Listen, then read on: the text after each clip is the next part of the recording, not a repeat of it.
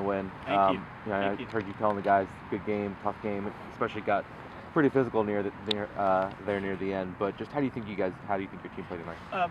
You know, all things considered, it's a very high quality win for us as a program. Episcopal is a very well coached team. Their first 10, 12 guys can play with anybody. You know, you saw some of them. Timmy Phillips in number 13. Ricky Maizan, I got to mention him because he's probably the top young guy in this area, and you know we all think he's like the next Miles Jones. So you know they get some great talent on that team. Not as deep maybe as the Gonzagas and Landons and Preps, but again, their first 10 to 12 can play with anybody, and they showed that tonight. So we knew we were going to have a tough game. Some of the guys mentioned, unfortunately, we don't have a turf field, so you know we have to practice off-site, and the turf fields we use were not available before the season because of all the snow. So we were in the gym the whole time. So we're still very much a work in progress. You know, the one thing that I didn't like, you know, we still have a few too many unforced turnovers in our offense, and I think that's just a factor of not being out on the field. And I think we're getting a little better every game. So, you know, hopefully we'll peak at the right time. You know, we're far from where we need to be, but this is a high-quality win. We're thrilled.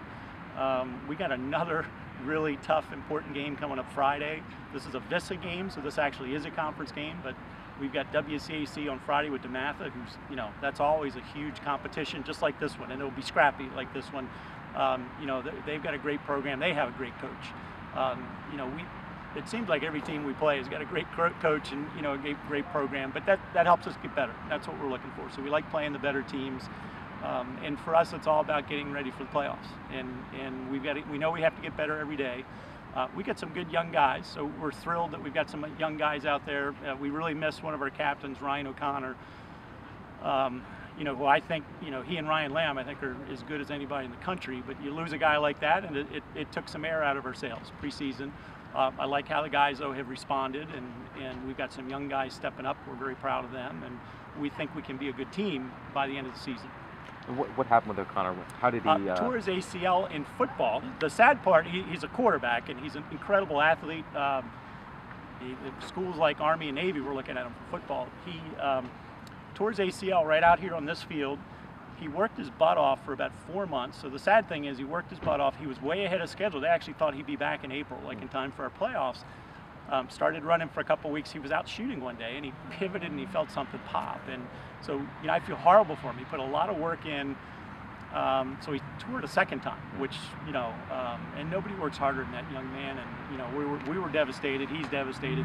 But as you see, he's on the sideline. He's an important part of this team. He's still a leader as a captain. Comes to our practices. He's here on the sideline, running the box for me.